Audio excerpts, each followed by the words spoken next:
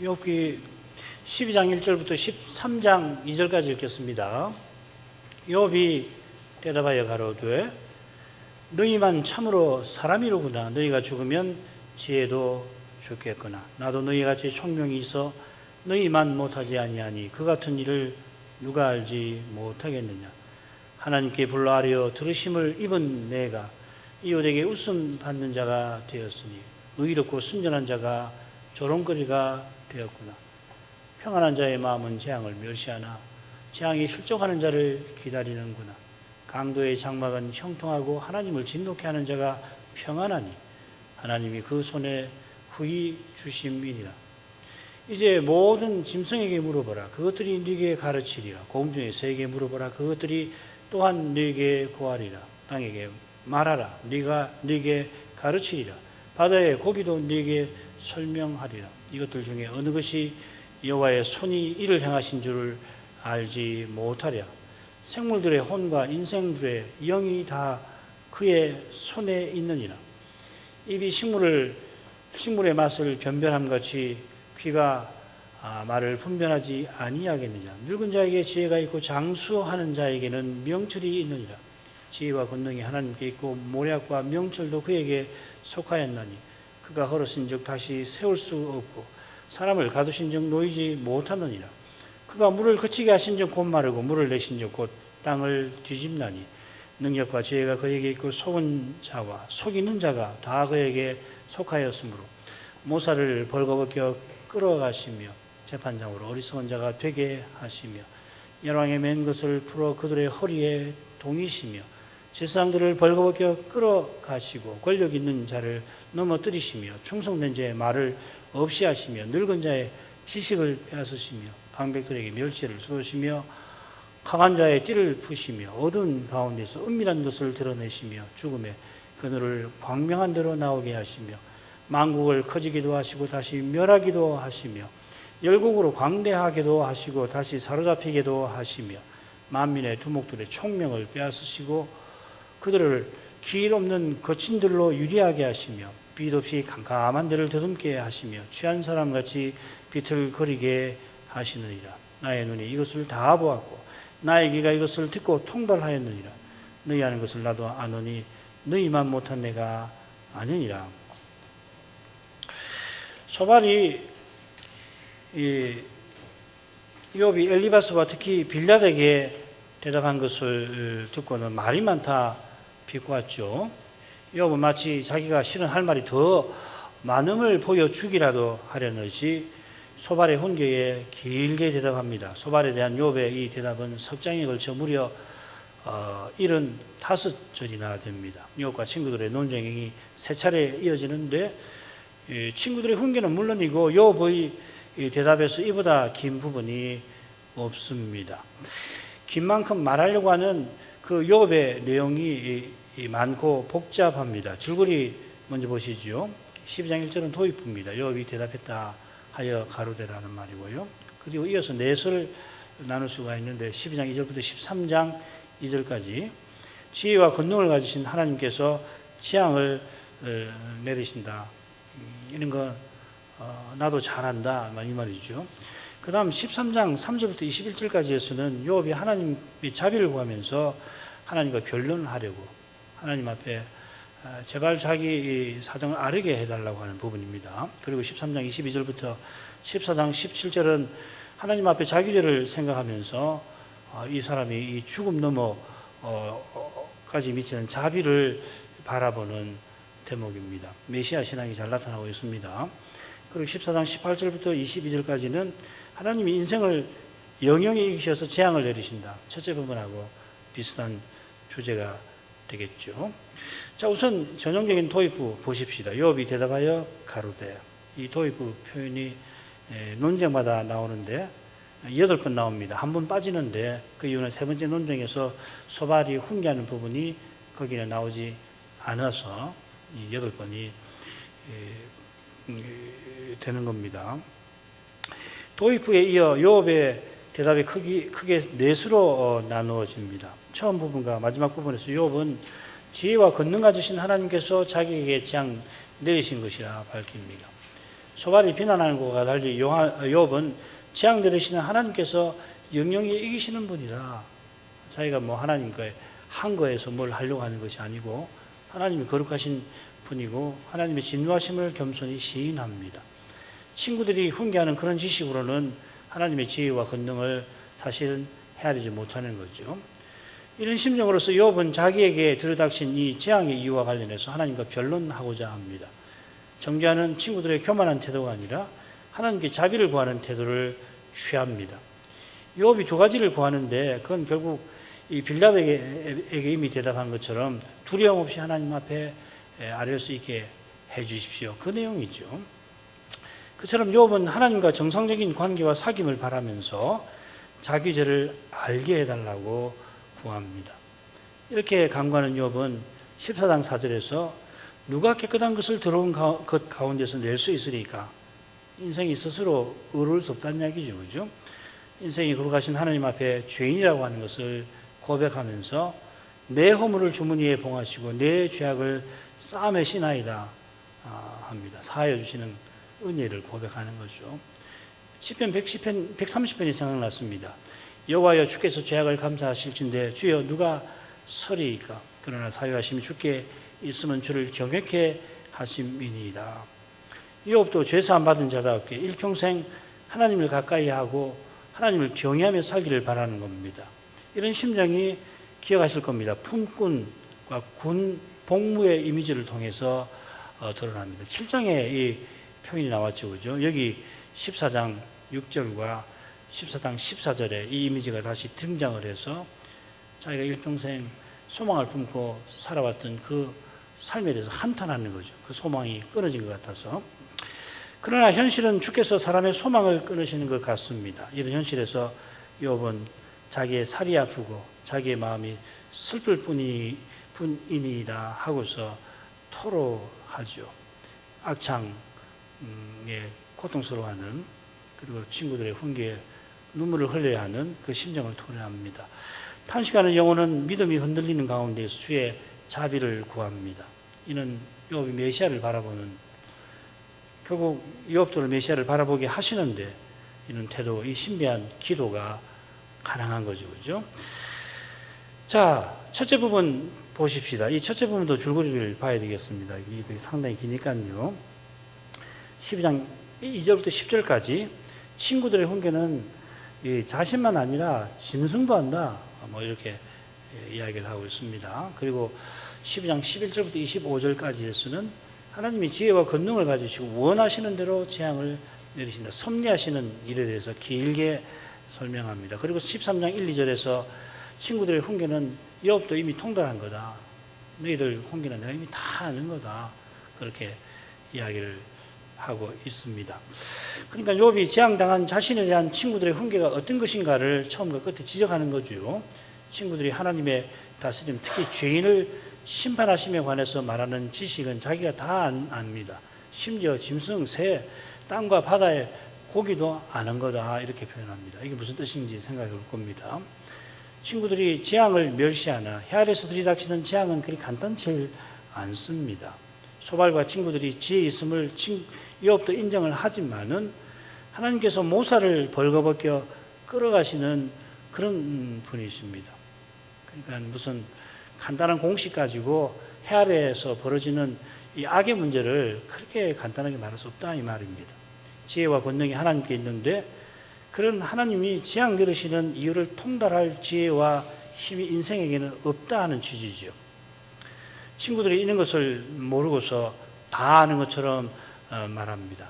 바로 이것이 짝을 이루는 첫째 부분에서 특별히 7절부터 7, 8절에 이 짐승을 끌어들이는 이유가 될 겁니다. 자, 그 부분으로 가죠. 2절부터 10절까지인데 역시 셋으로 나눠볼게요. 2, 3절 나도 너희 같이 총명이 있어 너희만 못하다 하는 거고요. 4절부터 6절은 순전한 자신이 이웃에게 비웃음거리가 되고 평안한 자는 재앙을 멸시한다. 악의 문제에 관한 겁니다. 그리고 7절부터 10절까지는 짐승, 새, 물고기도 너희에게 알게 할 거다. 그래 정작 실은 너희들은 모르는 게 있다. 모르는 게 있구나. 그게 믿는 사람이 재앙당하는 건 모르는구나. 혹은 하나님께서 의로운 자에게도 재앙을 주시는 그거에 대해서는 전혀 모르는 거 아니냐. 그렇게 묻는 겁니다. 이 첫째 작은 부분은 요업의 대답에서 머릿말 같은데 이 요업이 말하는 내용을 요약하는 걸 겁니다. 2절 3절로 가겠습니다. 이제 너희만 참으로 사람이로구나. 너희가 죽으면 지혜도 죽겠구나. 나도 너희같이 총명이 있어 너희만 못하지 아니하니 그 같은 일을 누가 알지 못하겠느냐. 물론 요업의 말이 어렵지 않지요, 그죠? 자세히 뜯어보면 굉장히 어렵습니다. 이 부분이 번역도 일단 어렵고요. 우선 요업은 너희, 즉 세 친구를 향해서 너희만 참으로 사람이로구나 합니다. 이는 필시 짝을 이루는 셋째 작은 부분에서 짐승, 새, 물고기를 언급하는 것과 붙어 있겠죠. 거기서 친구들이 말하는 바는 사람 아닌 동물도 아는 거라 말하고 있습니다. 이 내용을 참정하면은 욥이 대뜸 세 친구들어 사람이라 한 것은 이어 너희가 죽으면 지혜도 죽겠구나 고집는 것과 연결이 됩니다. 이걸 이제 이런 해석이 이 히브리 문학의 독특한 평행법 묘미일 겁니다. 이 평행법이라고 하는 건 특히 시문학, 시편뿐만 아니고 잠언도 그렇고 여기 이제 욥기도 시문학이거든요. 대부분 그 시간이 그런 부분도 들어 있지만 처음에 끝에 대부분 이 시로 되어 있거든요. 이 시문학에서 한 절은 대개 두 개의 부분으로 전반절, 후반절 세 부분도 있습니다만은 이 두 부분의 의미가 서로 의존하게 하는 방식입니다. 그래서 두 부분의 의미가 서로 비슷한데 후반절에 가서는 전반절의 의미를 보충하거나 확장하기도 합니다. 이런 특징 때문에 전반절의 의미를 알기 힘들 때는 후반절을 보면은 도움이 되죠. 이건 이제 이 평행법 해석의 가장 전형적인 일부만 제가 설명해 드린 겁니다. 이 말고도 여러 개 있습니다. 지금 너희가 죽으면 지혜도 죽겠구나 한 것은 세 친구가 자기네가 누구보다 지혜롭고 자기네만 지혜를 가졌다 여기는 거죠. 그죠? 이건 결국 세 친구가 욥을 오해하고 훈계하며 정죄하는 것을 가리킵니다. 특별히 특별한 지식을 호소하면서 주장하면서 그렇게 하는 거죠. 욥이 자기 같은 사람이 아니라며 욥의 재앙이 욥의 죄 때문이라고 말하는 겁니다. 이어 나도 너희같이 총명이 있어 너희만 못하지 아니하다 덧붙입니다. 여기 이 총명이라고 새긴 낱말이 소발의 훈계에 나왔습니다. 거기 마음이라고 13절은 새겼고요. 12절 기억하실 겁니다. 이 마음이라는 말과 동계 동사라고 그러죠. 마음이라는 낱말에서 나온 동사가 있고 거기 지각 있다라고 그렇게 새겨져 있죠. 우리는 이 두 낱말이 13절이나 12절에 나오는 두 명사와 특별히 13절의 동사가 인지적 자각이 아니라 하나님을 향하는 마음을 뜻한다고 봤죠. 기도의 문맥이니까. 여기서도 욥은 소발의 근거 없는 훈계를 바로잡으며 잡으려고 이 마음이라는 말을 씁니다. 레브라는 말을 씁니다. 소발은 욥이 하나님을 가까이 하는 기도를 이용하여서 하나님을 향하는 거잖아요. 그 기도를 이용해서 자기를 의롭다 주장한다고 비난했습니다. 그 비난에 맞서서 욥은 자기가 하나님을 향한 마음을 갖고 있다고 밝히는 겁니다. 그래서 그 같은 일을 누가 알지 못하겠느냐 하고 말하는 거죠. 원문 그대로 하면 이렇게 됩니다. 이 같은 일들이 없는 이가 누구이랴 이렇게 됐습니다. 이게 뭐 안다는 말 없습니다. 사실은. 비슷한 표현이 짝을 이루는 셋째 부분에 나옵니다. 이것들 중에 어느 것이 여호와의 손이 일을 행하신 줄 알지 못하랴 하고 비슷합니다.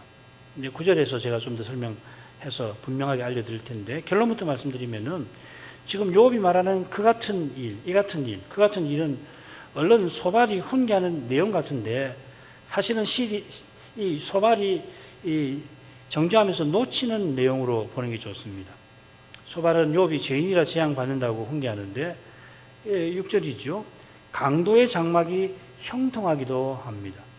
전도자에 따르면 이런 일은 가뭄에 콩나듯이 나는 일이 아니라 해 아래서 늘 있는 악입니다. 욥이 재앙받는 일을 강도의 장막이 형통한 것과 욥이 재앙받는 일은 강도의 장막이 형통한 것과 정반대되는 일 아니에요, 그죠? 욥처럼 고난받는 건 드뭅니다만은 믿음의 길에 고난받는 것은 필연이죠. 바로 이것이 죄와 악, 죽음에 관한 우리 신앙의 독특한 교훈입니다. 이 교훈이 실로 독특한 것이 우리가 그리스도와 함께 고난받는 데 있고, 그 교훈이 실로 신비한 것이 그 고난이 그리스도에 남은 고난인 데 있고, 그 교훈의 실로 놀라운 것이 남은 고난이 채워질 때 약속하신 영광이 나타나는 데 있고, 더더욱 놀라운 것이 고난이 영광을 이루는 데 있습니다. 이런 교훈이 있을지 모르겠어요. 이 세상에서도 뭐 비슷한 건 있죠, 그죠? 나중에 좀 이야기할지 모르겠는데, 우리 뭐 대통령 선거 때도 이재명 씨 뭐 들면서 이 고난이 영웅을 만든다, 뭐 이런 거 서사 있잖아요. 그거랑 한번 비교해 보십시오. 비슷한 데가 있거든요. 그 비슷해서 이 세상에서도 이 고난의 주제가 사람들이 관심을 끄는 것이 하겠죠. 그런데 근본적으로 다른 점이 있어요. 메시아를 바라는 욥도 이런 신비를 누구보다 고통스럽게, 지금 당혹스럽게 경험하고 있습니다. 그 다음으로 가죠. 하나님께 불러 아뢰어 들으심을 입은 내가 이웃에게 웃음 받는 자가 되었으니 의롭고 순전한 자가 조롱거리가 되었구나. 평안한 자의 마음은 재앙을 멸시하나 재앙이 실족하는 자를 기다리는구나. 강도의 장막은 형통하고 하나님을 진노케 하는 자가 평안하니 하나님이 그 손에 후히 주심이니라. 욥이 지금 기도를 염두에 두고 있다는 것이 4절에 분명히 나오죠, 그죠? 욥은 자신을 뭐라고 하냐면은 하나님께 불러 아뢰어 들으심을 입은 사람이라 자신을 그렇게 밝힙니다. 인생에 하나님을 부르고 하나님께서 인생의 말을 들으시는 것이 언약의 관계요, 사귐입니다. 이 관계를 하나님이 먼저 말씀하셔서 우리와 더불어 세워주시고 인생이 들은 말씀으로 아뢰면서 하나님께 가까이 나오게 하십니다. 이 관계와 사귐을 위해서 타락 후에 메시아를 보내주셨죠. 이런 거룩한 사귐 가운데 있는 사람이 의롭고 순전한 자고, 이 의롭다는 말이 이런 관계를 맺는, 이런 관계의 자격이라고 말할 수 있는 거죠. 그죠? 순전하다는 것이 이런 관계를, 이런 사귐을 누리는 거, 이런 개념이 될 겁니다. 의롭고 순전한 자는 결국 오신 메시아를 바라는 겁니다. 욥이 지금까지 그런 관계와 사귐 가운데 있었던 까닭에 재앙과 정죄 가운데서 마땅히 구할 바를 알지 못하는 처지인데도 마땅히 구해야 할 줄을 느끼고서 기도하는 것입니다. 그러니까 가장 기도하기 어려운, 그러니까 친구들에게는 기도를 이용하는 악한 사람이라는 정죄를 받는 그런 상황 아니에요. 그런데 놀랍게 욥은 이 기도의 신비에 들어가고 있는 거죠. 자기는 제대로 알지는 못하잖아요. 그런데 하나님께서는 그런 신비에 이끌어 들이셔서 이런 욥을 쓰셔가지고 메시아 보내시는 일을 행하고 계시는 거잖아요. 얼마나 놀랍습니까? 그러니까 우리가 다 알아서 믿는 거 아니고요. 우리 기도가 훌륭해서 하나님께서 다 들으시고 하는 거 아니라고요. 메시아 때문에 그런 거거든.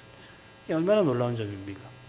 그러니까 우리가 믿음으로 살아가면서 혹 어려운 일을 당할 때 깨달은 말씀으로 해명이 안 되는 그런 때가 가끔씩 있거든요. 어떤 때는 매우 힘듭니다. 아무리 힘들어도 욥만 하겠어요.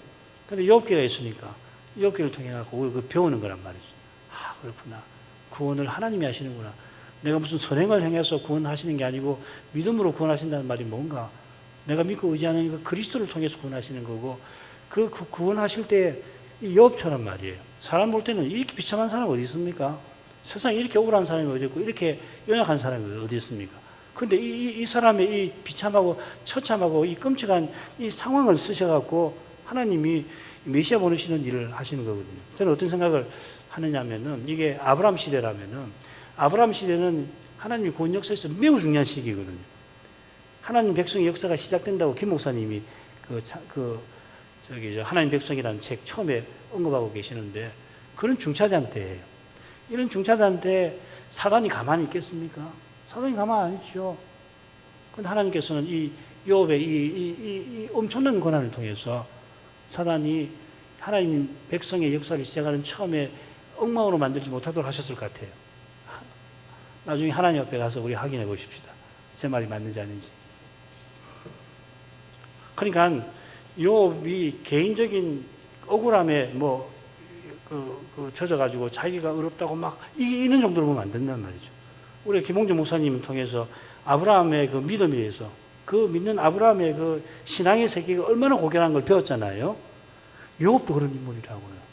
그러니까 요업이 지금 개인적인 문제로 실험하는 게 아니라 부족장으로 아브라함과 같이 언약의 공동체를 책임 맡은 사람일 텐데 그런 입장에서 지금 자기 현실 문제를 가지고 실험하는 것이거든요. 그런 관점을 꼭 견지하면서 읽으시면 좋을 것 같아요.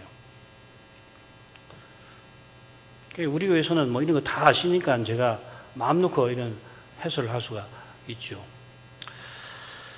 욥의 이런 기도를 들은 이웃 친구들이죠. 욥을 비웃습니다. 웃음 받는 자 조롱거리가 똑같은 낱말을 이렇게 둘러 번역을 했습니다. 이 낱말이 어디 나오냐면 예루살렘 멸망 때 예레미야가 받는 조롱을 가리켜서 이 서호크라는 말을 씁니다. 소발이 욥의 기도를 곡해할 때 그를 조롱했죠. 얼마나 조롱한 겁니까? 69편에 보면 시인이 회개하여서 금식을 하는데 원수들이 시인을 조롱하죠. 주를 향한 회방이라고 그러지 않습니까? 그거랑 비슷한데 어쩌면은 시편 69편의 시인이 받는 조롱보다도 욥의 조롱은 좀 더 심한 것 같아요. 그런 면도 있는 것 같습니다. 욥이 보기에 새 친구는 평안한 자입니다. 123편 유명한 말씀 나오죠. 고난받는 여호와의 종을 조롱하는 자들에게 사용됩니다. 123편 4절 1, 2, 3, 4 여기 보십시오. 평안한 자의 조소와 교만한 자의 멸시. 여기 평안한 자하고 멸시가 바로 여기 다 나오는 중요한 낱말인데 똑같이 나옵니다.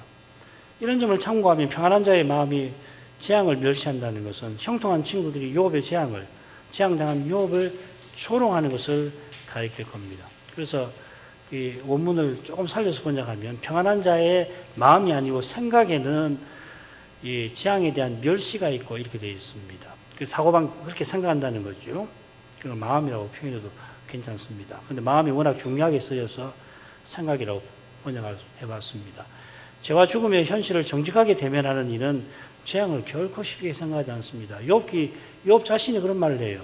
내가 언제 나를 미워하는 자의 재앙 만남을 인하여 기원을 뽐냈던가. 자기는 그런 적이 없다는 거예요. 나를 미워하는 자가 재앙을 만나도 아이고 잘됐다 저놈 그런 적이 없다는 거죠. 그거 당연한 거예요. 죄가 자기 죄를 들여다보고 그 죄의 결과가 얼마나 끔찍한가를 생각하는데 그런 마음 갖지 못하죠. 해 아래서는 불행이 악인만 아니라 의인에게도 닥칠 뿐 아니라 심지어 악인은 형통하고 의인은 불행하기도 합니다. 6절이 바로 그 내용이죠. 재앙당한 욥을 조롱하는 친구들은 이런 일에 관하여 전도자 같은 욥의 가르침을 받아 마땅합니다. 재앙이 실종하는 자를 기다리는구나. 요거는 해석하기 쉽지 않은데 저는 어떻게 봐야 된다고 생각하냐면 이 부분은 평안한 자가 재앙을 멸시하면서 그 마음에 말하는 그 내용 같아요. 그래서 따옴표로 했죠. 그죠? 평안한 자의 생각에는 재앙에 대한 멸시가 있도다 하고 어떤 생각이냐면 재앙이 실종하는 자를 기다리도다 이렇게 말한다는 거죠. 욥이 재앙받은 것은 그가 실종하는 자이기 때문이라는 겁니다. 이 실종하는 자는 그 마음에 하나님 법 없는 사람을 가리킵니다. 욥이 셋째 논쟁에서 엘리바스에게 내 발이 하나님의 걸음을 바로 따랐다고 밝힙니다. 친구들의 훈계, 정죄 때문에 욥이 이렇게 바르게 걸어왔는데 정작 그들의 훈계와 정죄 때문에 지금 욥이 실족할 판입니다. 그런 위험을 느끼고서 하나님 속히 생명 거둬가 주십시오 하는 거죠. 메시아를 바라며 그저 기도합니다.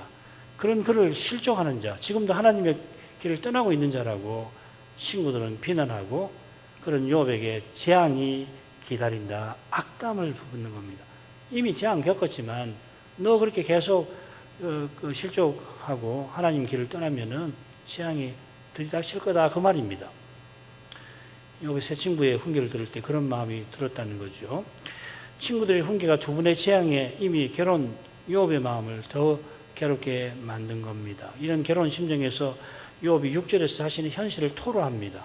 강도의 장막은 형통하고 하나님을 진노케 하는 자가 평안하니. 지금 욥은 진노하심에 벌벌 떱니다. 친구들의 훈계가 맞는다면 욥이 하나님을 진노케 하여 평안한 게 아니라 고난만 임한 상태입니다. 그런데 하나님을 진노케 하는 자가 도리어 평안한 경우가 욥하고 정반대되는 경우인데 해 아래 없지 않을 뿐 아니라 실은 적지 않습니다. 강도의 장막이 무너져 폐허되어야 하는데 도리어 형통합니다. 그처럼 의롭고 순전한 길을 걸어온 요업은 하나님이 진노 아래 있다고밖에 생각할 수 없을 정도로 아무리 생각해도 죄가 없는데 이런 재앙을 당하고 더구나 친구들이 와서 이렇게 정죄하니 내가 하나님 진노를 받는 게 틀림없구나 하는 거죠. 무엇보다 하나님께서 진노하시는 영문을 모르는 까닭에 너무나 고통스러운데 자기보다 영문을 어떻게 알겠어요? 자신이 모르는데 친구들이 물어보지도 않고 뭔 수를 아냔 말이죠. 그 친구들이 도리어 정죄까지 하니까 더 고통스럽습니다. 하나님이 그 손에 후히 주심이라. 이 번역 굉장히 어렵습니다. 영역본을 보면은 우리 한글 번역처럼 한 것도 있지만 다른 번역도 있는데요. 이렇게 번역하는 게 좋을 것 같아요. 형통하도다 하나님을 진노케 하는 자들, 곧 하나님께서 자기 손 안에 이끄신 자들, 이렇게 번역합니다. 이게 순하게 번역하면 이렇게 번역됩니다. 문맥을 보더라도 또 문법을 고려할 때에 여기 이제 문법 보면 복수, 단수 뭐 다 따지는 거거든요. 우리는 지금 그 손 하면 하나님이 그 손에 주심이다 하면 그는 누구겠습니까? 악인이죠, 그죠?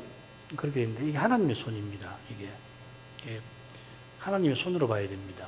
이유가 또 있는데 이 표현은 악인의 형통이 하나님께 있다고 우선 말하죠. 이 4절의 내용과도 어울립니다. 아울러 하나님께서 당장은 그들을 형통케 하시지만 하나님의 손 안에 그들이 있다는 것은 하나님께서 원하시는데 그들을 심판하실 것을 암시하는 것도 같습니다. 4절에서 요업이 자기를 의롭고 순전한 자라고 밝히는 데서도 하나님의 의로우신 판단을 여전히 바라는 마음을 드러내고 있잖아요. 참고로 이 하나님의 손 안이라고 하는 말이 짝이 아니죠. 10절에 한 번 더 나옵니다. 이게 아주 참 재밌는 거예요. 그때 이 주제를 제가 좀 더 말씀드리겠습니다. 그 다음 가죠. 이제 모든 짐승에게 물어보라. 그것들이 네게 가르치리라. 공중의 새에게 물어보라. 그것들이 또한 네게 고하리라. 땅에게 말하라. 내게 가르치리라. 바다의 고기도 내게 설명하리라. 이것들 중에 어느 것이 여호와의 손이 이를 행하신 줄 알지 못하랴. 생물들의 혼과 인생들의 영이 다 그분의 손에, 그의 손에 있느니라. 7절 처음에 요업은 아주 강하게 그러나 하고 시작합니다. 번역은 안 됐습니다. 빌닷이 옛사람에게 물어보라고 요업에게 촉구했는데 요업은 소발에게 모든 짐승에게, 모든이란 말은 없습니다. 짐승들에게 물어보라. 공중의 새에게 물어보라고 합니다. 얼른 도발적인 발언인데 이 발언은 짝을 이루는 첫째 작은 부분에서 너희만 사람이로구나. 너희가 죽으면 지혜도 죽겠구나. 요업이 토로한 것과 붙어 있을 겁니다. 요업이 이렇게 괴로운 심경을 토로한 것은 소발이 요업을 허망한 자, 악한 자 취급했기 때문이죠. 허망한 자는 하나님을 향한 마음이 없는 사람인데 하나님을 향한 마음이 없는 사람은 요업이 생각할 때는 그런 사람은 없는 것보다 못한 사람이죠. 또 요업을 악한 사람이라 비난하는데 자신이 그런 악한 자가 아니라는 것을 친구들에게 호소하는 겁니다. 단단히 오해받지만 풀길이 도무지 보이지 않을 때 우리가 종종 자신의 결벽을 하늘도 알고 땅도 안다 그렇게 말하지 않습니까? 그처럼 누구보다 요업의 믿음을 알아줄 만한데도 도리어 악한 자라 허망한 자라 비난하는 친구들에게 짐승에게 한번 물어보라 호소하는 것입니다. 설마니 요업이 짐승이 친구들의 질문을 듣기도 하고 대답을 줄 수 있다고 말하는 건 아니겠죠, 그죠? 그게 아닐 겁니다. 이는 짐승들, 공중의 새들을 언급한 다음에 땅을 언급하고 다시 바다의 물고기를 언급한 데서도 짐작됩니다. 이 땅이라는 말이 종종 세상이라고 번역되는데 세상할 때 다는 아니지만 사람 사는 사회를 가리키곤 합니다. 욥기 3장 14절이 그렇습니다. 자, 이런 점에 비추어서 9절 원문의 맨 처음 나오는 낱말을 주목할 만합니다. 우리말은 어떻게 됐냐면 이것들 중에 어느 것이 이렇게 되어 있어요. 원문은 누가 이렇게 되어 있습니다. 여호와의 손이 이를 행하신지 알지 못하랴. 만일에 이 땅이라는 말이 이 사람 사는 사회, 사람들, 집단을 가리키는 환유라는 거 아시죠? 그죠? 어떤 것이 있을 때 그 일부를 가지고 그 전체를 가리키는 그 홀이라는 말을 가지고 왕과 왕의 왕권을 표시하듯이 그러니까 여기 땅은 이 사람 사회를 가리키는 것이 아니라면 욥은 여기서 누가 대신 무엇이라고 썼을 것 같아요. 히브리 말로 누가라는 말은 미라는 말이고, 그리고 사물을 가리킬 때는 마거든요. 그래서 영어에 보면은 who라고 번역한 게 있고 which라고 번역한 게 있을 겁니다. who가 맞아요. which라고 할 때는 사람을 안 가리키는 건 아니지만 사물을 가리키잖아요. 그죠? 이게 사람을 가리키는 말을 썼다고 해요. 아시겠죠? 이건 결국 친구들이 자신들의 특별한 자격과 능력을 들어 훈계하면서 욥을 포함하여 다른 사람들을 무시하는 교만을 넌지시 욥이 꼬집는 겁니다. 그들이 나는 특별한 계시받았다. 계시의 견고한 해석의 역사를 이어받았다. 그래, 하나님의 오묘한 지혜를 내가 받아 깨달아 갖고 있다 하면서 자기들이 심지어 전도자를 연상시킬 만큼 지혜로운 이 욥과도 다르다. 욥과 다른 존재다 드러냈던 겁니다. 그런 높은 태도로 그들이 욥을 훈계하지만 그들의 옳은 소리가 욥에게는 해당되지 않을 뿐 아니라 심지어 그들의 훈계 자체가 욥 보기에 심히 부족하기도 합니다. 이 분석해 보면 옳은 소리도 많죠. 일반적으로 맞는 이야기. 일반적으로 맞지만 죄 짓지 않은 욥에게는 안 맞잖아요. 게다가 어떤 말들은 이 훈계가 매우 문제가 있는 발언들이에요. 그들의 옳은 소리마저도 여호와를 고백하는 사람이라면 누구나 알만한 겁니다. 더욱이 친구들이 욥을 정죄할 때 이 세상 종교나 도덕이 다들 주장하는 권선, 칭악 혹은 사필, 귀정 이걸 넘지 못하는 것 같아요. 그러니까 넘어가죠. 이는 새 친구만 아니라 무릇 언약 백성, 기독교 교인에게 늘 있는 문제, 늘 직면하는 문제 한계이기도 합니다. 선과 악, 그 다음에 올바름, 의로움, 이걸 그리스도와 성신님과 딱 붙여서 터득해 나가지 않으면은 결국 사람의 힘과 꾀로 육의 몸의 문제를 풀어가려고 하는 태도를 넘어서지 못하고 맙니다. 여러분, 지금 제가 인용한 김홍정 목사님이 그리스도의 지체로 사는 삶 꼭 읽어보십시오. 제가 인용한 제 10강만이라도 한번 읽어보시고 이 양반이 뭘 말하는지 한번 생각해 보시면은 이게 보통 중요한 문제가 아닙니다. 말은 그리스도 성신님의 인도 다 이야기하지만 실제로는 사람의 힘과 꾀로 행하기 너무나 쉬운 거예요. 그걸 어떻게 분별할 건가? 쉽지 않거든요. 예를 들면 가난한 사람이 있는데 우리 많이 들은 이야기죠. 길을 가다 거린이 있는데 이 돈을 지어줄 수가 있는데 믿음으로 지어주는 사람이 있지만 신자라도 그냥 도덕적으로 할 수가 있단 말이죠.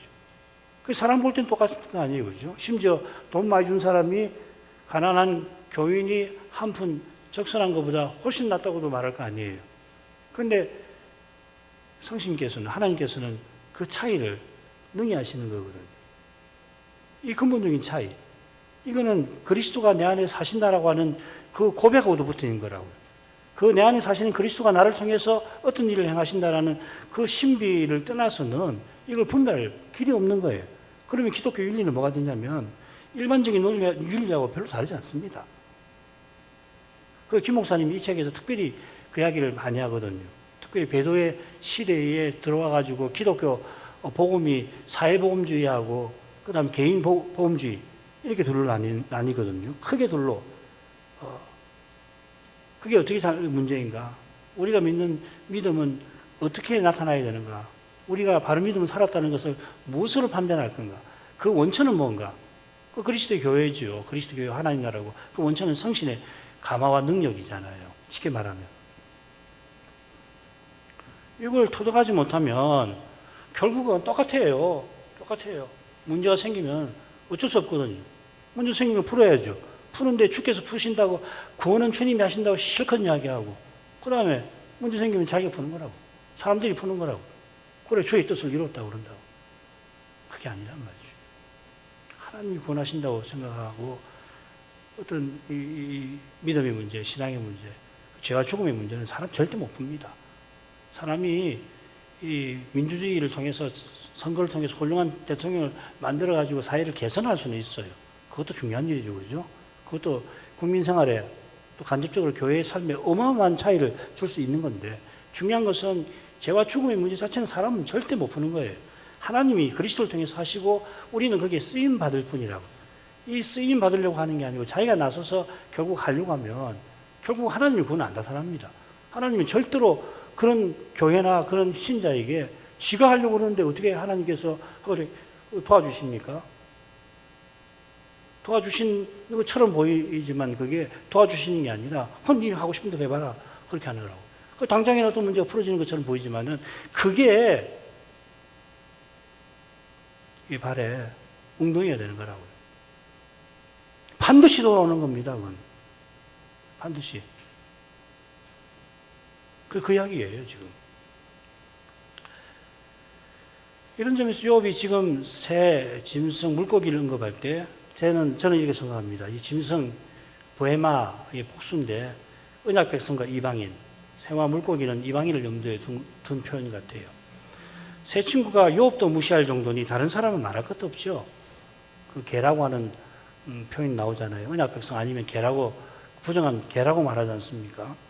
그들이 무시하는 사람들, 이방인이라도 새 친구가 훈계하는 그 윤리 정도는 알고 있다. 그 권선징악이나 사필규정이나 안 믿는 사회도 늘 하는 이야기 아니에요. 우리 사회도 뭐 사필규정이다. 얼마 전에 어떤 정치가가 무죄 선고받으니까 다 사필규정이라고 하잖아요. 사필규정이 기독교 윤리입니까? 아닙니까? 누구라도 여호와의 손이 이를 행하신 줄 알 거라 말합니다. 이가 무엇인가? 6절에 하나님의 손이 나온 점을 고려할 만합니다. 악인의 장막이 형통하고 하나님을 진노케 하는 자가 평안한 것이 하나님 손 안에서 이루어진 일입니다. 이런 새 친구가 하나님을 진노케 한 욥이 재앙받고 받을 거라고 하는 훈계와 정반대되는 일입니다. 이런 일이 세상에 적지 않습니다.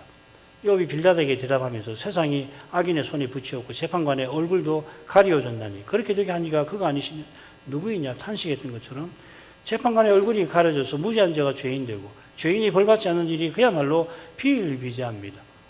우리같이 민주화되고 뭐 사법부 독립도 있고 뭐 그렇지만은 요즘에도 그런 비슷한 일이 없지 않잖아요. 중대한 문제가 생기기도 하잖아요. 여러분, 이거 새 친구가 모를 리가 있겠습니까? 그들이 부족장이라 스스로는 늘 바른 판결을 내린다고 자부할지라도 이런 일이 다른 부족, 다른 나라에서 그리고 해안에서 없어지지 않습니다.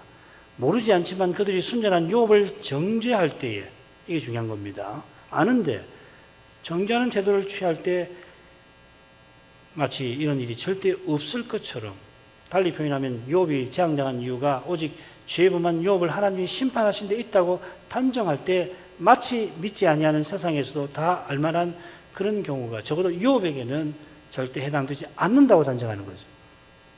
그러니까 이 독단에 빠져가지고서 생각이 안 되는 거예요. 그건 욥의 형편을 헤아릴 수가 없는 거죠. 오히려 반대가 되는 거죠. 그게 무서운 겁니다. 그렇게 딱 생각이 갇히면 별 수 없어요. 누가 무슨 이야기도 안 되는 거라고. 자기가 그런 생각을 딱 갖고 있으니까 보이지가 않죠. 보는 것만 보고 그리고 보는 것도 부분적으로 보는 건데 그 부분이 전부라 생각해서 자기 확신을 또 견고하게 만드는 거죠. 확증 편향이라고 그럽니까? 그렇게 그들이 그렇게까지 단정하니까 거기에 욥이 누구라도 그런 일은 안다. 니네들 훈계는 누구라도 하는 거라고 맞서는 것 같아요. 정신 차려야 이 말이죠. 그렇죠? 다시금 욥은 하나님의 손을 언급하며 이 부분을 마무리합니다. 생물들의 혼과 인생들의 영이 다 그의 손에 있느니라. 새 친구는 다들 알만한 것을 마치 전혀 알지 못하는 것 같습니다만 그럴지라도 하나님 손에 모든 것이 있습니다. 이보다 명백한 진리, 아니 진실이 없는데 진리이기도 하지만 진실이거든요. 이거는 오늘날 이 진실을 종교적 은사, 종교적 독단이라 말하는 이가 얼마나 많은지 모릅니다. 차라리 우연이라고 말하는 것이 더 합리적인 것처럼 말하는 이가 점점 많아집니다. 우리 사회에 퍽 존경을 받는 어떤 그 작가지요. 유아무개 평론가 작가가 우연을 말해요. 자연과학까지 공부하고서 뭐 그런 책을 내고 자연과학적 진화론적 관점에서 우리나라 정치판을 그렇게 평론해가지고 많은 사람에게 인기를 얻는 그 양반이요. 우연을 말해요. 그게 더 과학적인 것처럼 말합니다.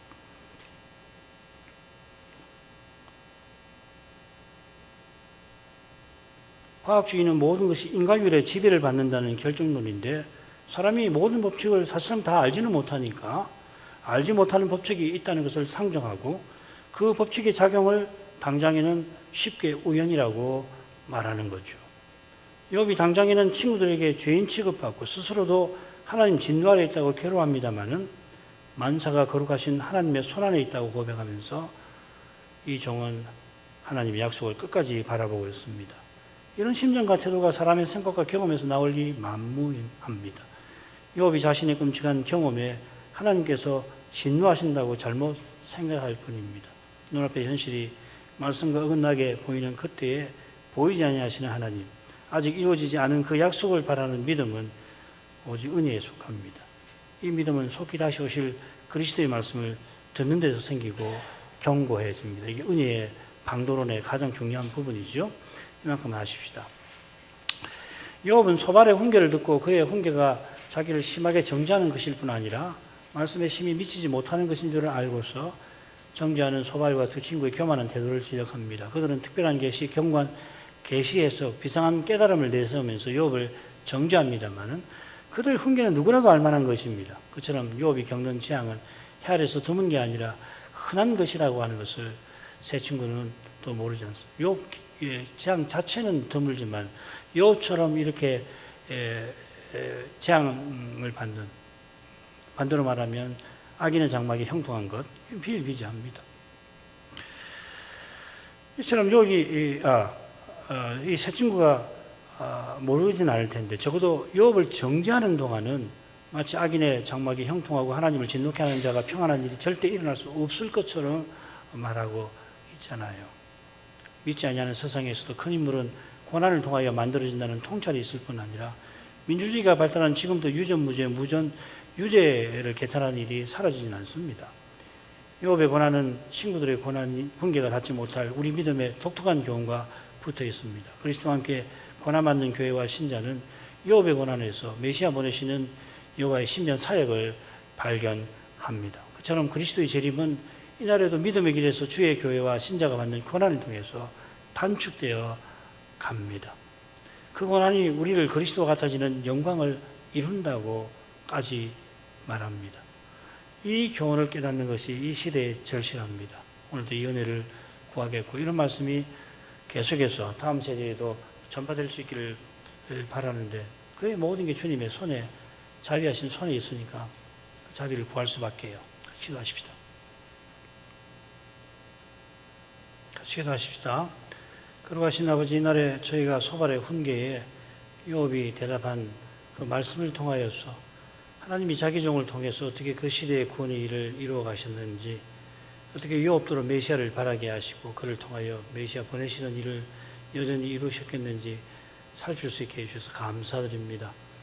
욥의 고난이 범인은 감당하기 벅찬, 범인이 감당할 수 없는 그런 것이듯이 욥이 거듭드는 재앙 위에 세 친구의 훈계를 통하여 얼마나 고통 겪었는지 저희는 잘 헤아리기 힘든 것임을 이제도 고백하지 않을 수 없나이다. 친구들이 욥을 훈계하기 위하여서 어떤 이는 자신이 특별한 계시를 신비하게 받았다 내세웠고, 어떤 이는 대대로 계시를 터득한 그 역사를 자신이 이어간다고 자랑하였고, 어떤 이는 하나님의 오묘한 지혜를 자신은 깨달았다고 넌지시 말하면서 결국 욥이 재앙당한 이유가 그가 심각한 죄 지은 데 있다 판결을 내리고서는 그런 죄를 깨닫기는커녕 오히려 자기를 의롭다고 하는, 그래서 기도를 통하여 자기 의로움을 내세우기까지 하는 욥을 정죄하고서 자신들의 훈계를 받지 아니하면 그가 지금보다 더한 심판을 받을 거라 위협하였나이다. 욥이 그런 죄인이 아닐 뿐 아니라 심지어 하나님이 칭찬하시는 순전한 사람이고, 그처럼 그 아브라함처럼 하나님의 종으로서 일생을 살아간 인물로서 그저 자기 억울함을 풀어보려고 친구들의 훈계, 정죄에 맞대응한 것이 아닌 것을 하나님께서 그를 통하여 참소자 마귀와 싸우고 계신 사실에서도 저희는 확인할 수 있나이다. 욥이 실로 위대한 종이지만 신령한 세계에서 일어난 일을 잘 알지 못한 까닭에 하나님이 자기에게 진노하신 거 아닌데도 자신이 겪은 재앙과 친구들의 정죄에 그렇게밖에 생각할 수밖에 없어서 연약한 인생이라 거룩하신 하나님 앞에 벌벌 떨면서 자기 사정을 하나님께 아뢰 수 있기를 구할 때 저희가 평생 주를 믿는 길에서 그 바라던 그 일, 동시대의 아브라함도 똑같이 평생 힘썼던 그 일이 허망하게 되지 않기를 바랐던 줄 믿나이다. 욥의 이런 심정을 헤아리도록 하늘의 주님께서 저희들로 주님의 고난에 참여하게 하시는 것을 믿습니다. 믿음의 길에서 죄와 죽음의 현실에 정직하게 대면할 때, 이 신비한 고난을 겪게 하실 때 주와 함께 하는 교회와 신자는 주님의 뜻과 사역에 관하여 다 헤아릴 길은 없지만 때로는 욥처럼 좌절하고 절망하고 낙심하기도 하지만 주님이 아버지의 뜻을 이루시는데 그를 써주시고, 그처럼 욥이 육의 몸의 문제들에 갇히기 쉬운 이런 인생이라도 주님의 영광과 주님 나라의 유익을 위하는 그런 고결한 심정을 품게 하시는 줄 믿나이다. 아버지여, 바울과 같이 살든 죽든 이 몸에서 그리스도를 존귀되시게 하려는 그런 심정과 태도를 선물로 늘 내려주시기를 구합니다. 이러한 심정과 태도로만 이 시대를 분별할 수 있겠고, 혹 들이닥칠 이보다 더한 시대도 심지어 이길 수도 있겠나이다. 주의 교회들과 주의 자녀들을 긍휼히 여기소서. 예수님 이름으로 기도합니다. 아멘.